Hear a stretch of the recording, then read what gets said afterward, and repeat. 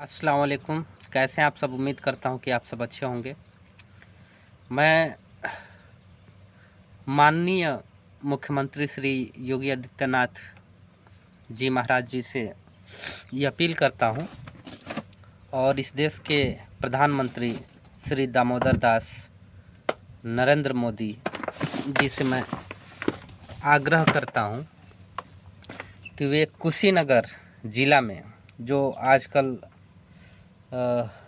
भ्रष्टाचार गंभीर विषय बना हुआ है, इस पर अपनी प्रकाश डालेंगे और जल्द ही उन भ्रष्ट सिस्टम को यहाँ से रफा दफा करेंगे, क्योंकि ये भ्रष्ट अधिकारी ही सरकार के ऊपर धब्बे लगाते हैं, निशान डालते हैं।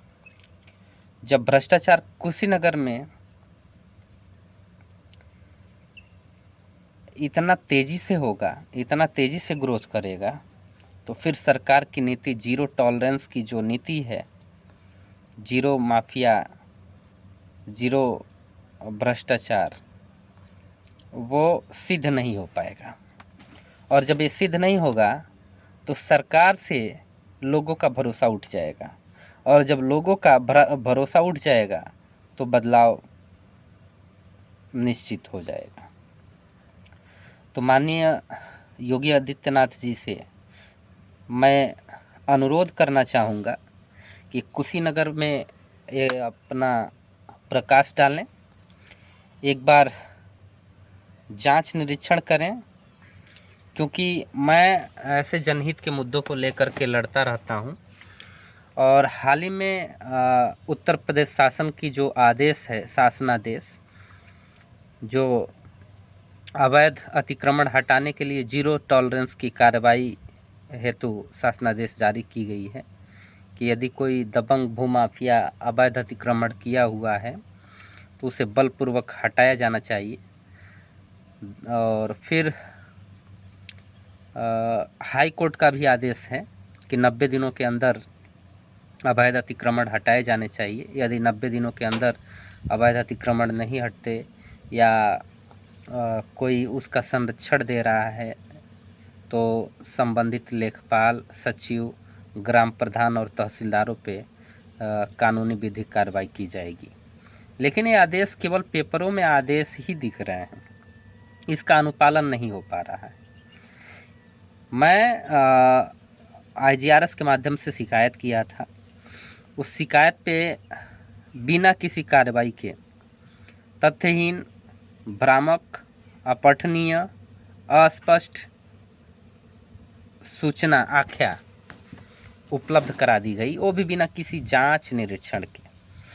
जब मैंने इसका विरोध किया, चूँकि तहसीलदार के यहाँ गया था, तो मैं तहसीलदार महोदय के यहाँ गया और बोला कि सर मैं फला संबंध में शिकायत किया था और अभी तक कोई कार्रवाई नहीं हुई और रिपोर्ट लग चुकी है।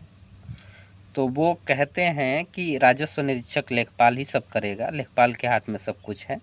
हम बोले सर जब लेखपाल ही करेगा तो फिर आप किस लिए हैं? तो बोल रहे हैं कि हमारे पास समय नहीं है, आप जाइए, मैं कोर्ट करने जा रहा हूँ, कल मिलिए। फिर मैं कल गया। कल जाने के बाद उन्होंने बोला कि ठीक है, इसकी जांच की जाएगी, लेखपाल से जांच कराया जाएगा।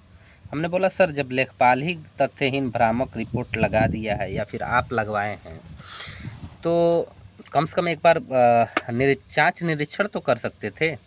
जांच निरीक्षण करके उसकी पैमाइश कराते, सीमांकन कराते, चिन्हित कराते, फिर आप रिपोर्ट लगा देते।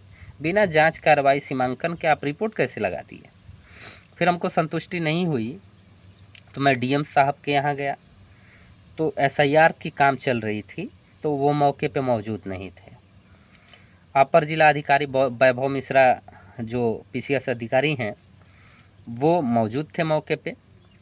मैंने 10 रुपये के नोटरी लेकर के गया और शिकायत उनके समक्ष रखा। बोला सर ऐसा ऐसा बात है। वहीं पे तहसीलदार भी थे। मैंने बोला सर मैंने शिकायत किया था लेकिन उस पर कार्रवाई नहीं हुई। उन्होंने कहा ठीक है दिखाइए। मैंने ऐप को खोल करके दिखाया, स्पेशल क्लोज कर दिया गया था। वहाँ पे कुछ आवेदन आख्या भी अपलोड नहीं की गई थी। ऐसे ही लिख दिया गया था कि यह आवेदन निक्षेपित योग्य है, विशेष बंद की जाए। फिर एडीएम साहब ने फटकार लगाई, लेकिन अभी भी कोई कार्रवाई नहीं हुई। और फटकार लगाने के बाद एडीएम साहब मेरे ऊपर ही आरोप लगाने लगे कि आप जैसे लोग शिकायत करते हैं और फिर धन उगाही करते हैं। मैंने बोला सर, अगर ऐसा आपको लग रहा है कि हम धन उगाही करते हैं तो हम रजिस्टर्ड संस्था के द्वारा काम करते हैं, आप जांच कीजिए निष्पक्षता से, और यदि हम गलत हैं तो हमारे विरुद्ध या हमारे संस्था के विरुद्ध आप कार्रवाई कीजिए, हमें जेल डालिए, क्योंकि जनहित के मुद्दों को हम लेकर के लड़ते रहते हैं।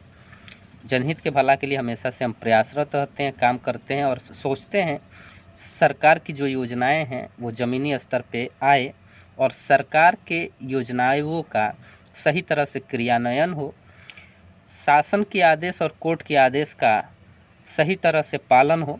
यदि पालन नहीं होता है तो उस पे हम लोग काम करते हैं, आरटीआई और मानवाधिकार से जुड़े काम करते हैं। तो बोल रहा है कि नहीं नहीं, ये पत्रकार है, ये सोच रहा है इधर से नोटिस जारी हो जाए, उधर से कमाना शुरू हो जाए। हम बोले सर, आरोप मत लगाइए, सिद्ध करके दिखाइए, है तो फिर आप हमें जेल डालिए। उन्होंने कहा नहीं नहीं, हमें जेल डालने की क्या ज़रूरत है, हम नहीं करेंगे, तुम्हें जो भी करना है कर दो, जाओ ना चीफ सेक्रेटरी शिकायत करो। देखे चीफ सेक्रेटरी आता है मेरा जांच करने, सब ऐसे ही रिपोर्ट लग जाता है, उसके लिए मानदेय पे वर्कर रखा गया है, वो अपना काम करेंगे, हम अपना काम करेंगे, तुम अपना काम करते रहो, कुछ नहीं होगा। इसका मतलब ये है कि भ्रष्टाचार चरम पे है, अधिकारी किसी से नहीं डरते, यहाँ तक माननीय मुख्यमंत्री योगी आदित्यनाथ जी से भी नहीं डरते, इसलिए शायद ये मुँह बड़ी बोली बोल रहे हैं। मैं आपसे अनुरोध करना चाहूँगा, आग्रह करना चाहूँगा कि इसकी निष्पक्ष जांच हो। मैंने ईमेल के माध्यम से सभी को शिकायत किया है, अवगत भी कराया है, जल्द ही उस पर आरटीआई भी लगाई जाएगी। अब देखते हैं कि कार्रवाई होती भी है या नहीं होती है, क्योंकि आरटीआई के माध्यम से जब आरटीआई लगाई जाती है तो यदि कार्रवाई नहीं हुई रहती है तो उसका जांच और कार्रवाई शुरू हो जाता है। तो अभी देखते हैं कि क्या हो रहा है, आगे जैसे भी होगा आप सबको अवगत कराएंगे। हाल फिलहाल में मैं इस बड़े प्रदेश के मुखिया श्री आदित्यनाथ योगी जी, प्रधानमंत्री नरेंद्र मोदी जी और कानून व्यवस्था के मालिक श्री अमित शाह जी से मैं अनुरोध करना चाहूँगा कि वे अपनी प्रथम दृष्टि कुशीनगर ज़िले पे बनाए रखें।